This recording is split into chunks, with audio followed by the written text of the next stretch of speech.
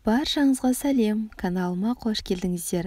Бүгін сіздермен киви жемісінің адам денсаулығына пайдасы мен зиянды тұстары, сонымен қатар бет күтіміне арналған маска туралы толық мәлімет алатын боласыздар.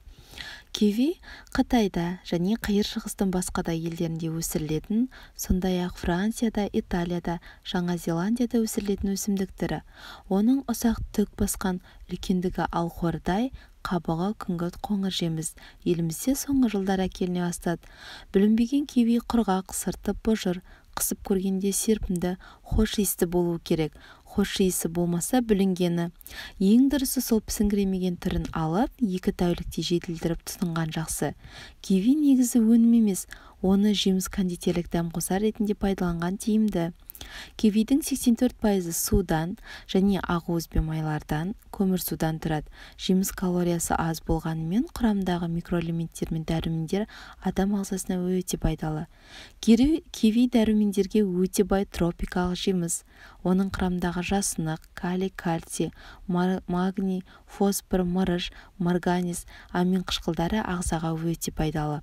Кивиді жиі тұтынатын болсаңыз, ағза инфекцияның таралуы тежеліп, иммунды жүйе нығайып, жүрек қан тамырлары ауруларының алдын алып, ағзаның қатерлі ісікпен күресуі артып, жүйке жүйесін жақсартады екен. Е дәруменіне өте бай. Біле білсеңіз, кивиді жеп қана қоймай, оны косметика негізінде пайдалансаңыз да болады. Тыныс алу үшін пайдалы. Зерттеулер көрсеткенде, кивидің құрамында С витамині болғандықтан, ол тыныс алу органдарындағы ауыртпашылықты жеңілдетіп, қырылдан, жөтелден, демігуден арылтады. Құрамында Е дәрумені болғандықтан белгілі жастар дәрумені деп те аталады. Себебі шаштың, тырнақтың көрінісін жақсартуға өте ықпалы зор. Сонымен қатар, бұл біздің денемізді фосфор, калий, түрлі талшықтармен қамтамасыз етеді және ас қорытуды жеңілдетеді. Аптасына 2 рет киви жемісін тұтыну жүрек қан тамырлары ауруларының алдын алады. Сонымен қатар, жүйке жүйесінің жұмысын жақсартады. Кивиді неліктен қабығымен бірге жеу керек екенін білесіз бе? Мамандар кивидің өзінен бұрын қабығының да пайдасы орасан зор екенін анықтады. Себебі кивидің қабығында антиоксиданттар көп кездеседі. Ол терідегі натрий затын сыртқа шығаруға көмектесетін таптырмас құрал. Сондықтан киви қабығын тастап жібермей, одан маска жасап пайдалансаңыз, бетіңіздің терісі балғын күйге енеді. Кивидің қабығында жасуынық болады. Ол ас қорыту жүйесін жақсартып, қан айналымын реттейді. Сондай-ақ ағзадағы зиянды холестериннің деңгейін азайтады. С және Е дәрумендері бар. Адам денсаулығына өте пайдалы.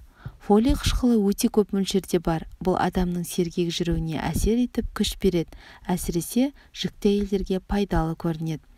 Қанның ұйуын төмендетеді. Біздің қан қысымымызды басқаруға көмектесумен қатар, киви қанның ұйуын азайтады. Осло университетінің зерттеуі күніне 2-3 киви жеу қан ұйу қаупін айтарлықтай төмендететіндігін көрсетті. Олар сондай-ақ қандағы майдың мөлшерін азайтатынын анықтады. Зерттеушілер бұл әсерлер жүрек денсаулығын жақсарту үшін аспириннің күнделікті дозасына ұқсас екенін айтты. Киви сұлулықтың жемісі. Сұлу болу үшін бет күтіміне аса мән беру керек. Ең болмаса, аптасына 1-2 рет маска жасап, теріні жаңартқаныңыз абзал. Киви жемісі бет күтіміне арналған қоспаларды дайындауға көмектеседі. Ылғалдандыратын маска.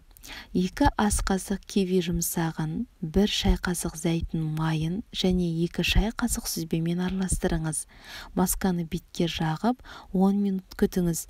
Уақыт өткен соң, көк шаймен мақтаны сулап, масканы тазартыңыз. 5 минуттан соң бетті мұзбен сүртіңіз. Солғын теріні қалыпқа келтіретін маска. 2 ас қасық киви жұмсағына, 1 жұмыртқа ағы мен шай қасықтың 2/1 бөлігінен зәйтүн майын қосып араластырыңыз. Масканы бет, мойын мен кеудеге жағып, 10-15 минуттан соң жылы түймеде қайнатпасымен жуып тастаңыз. Егер күнде бетіңізді кивимен сүртіп тұрсаңыз, тері түсі жақсарады, ал шашты өсіру үшін киви шырынынан басқа жағып 30 минуттан соң жуып тастаңыз. Ескерту: кивиде маска дайындау үшін біз шырынды піскен жемістерді аламыз. Піскен жеміс қабығының үстінде әжімдер болуы керек, өйткені ол сәл сызылған және сәл жұмсақ болуы керек. Кивидің қаттылығы оның піспегенін білдіреді. Кивидің қандай зияны бар? Кейбір адамдарда киви аллергиялық реакция тудыруы мүмкін. Көп жағдайда кивиді тым көп мөлшерде жейтін адамдарда дененің түршігуі, аллергияның әртүрлі түрлері дамиды. Киви қаншалықты пайдалы болса да, оны жемісті асыра пайдалануға болмайды. Киви жемісін көп жеу ісінуге, ал кейбір жағдайларда анафилаксияға әкелуі мүмкін. Сондай-ақ ісінуден бөлек, кивиді көп мөлшерде тұтыну демікпе, бөртпе, терінің қызаруы және ауыз қуысының шырышты қабығының тітіркенуіне әкелуі ықтимал. Кейде кивиді шамадан тыс қолдану тағамдық аллергия синдромын дамытады. Мұндай жағдайда адамның ерні, тілі мен шырышты қабығы ісініп, аузында ауырсыну және қышу сезімі пайда болады. Дәрігерлер кивиді 5 жастан кіші балаларға бермеуге кеңес береді. Зерттеу нәтижелері бойынша балаларда жұтқыншақ, көмей, дермазоты, тілдің ісуі туындауы мүмкін. Сонымен қатар аллергиялық әсер беруі де ықтимал. Егер сіздерге берілген ақпарат пайдалы болса, сіздерге бір пайдаң тиген болса, каналыма тіркеліп, лайк басып, комментарий қалдыруды ұмытпаңыздар. Келесі кездескенше сау болыңыздар.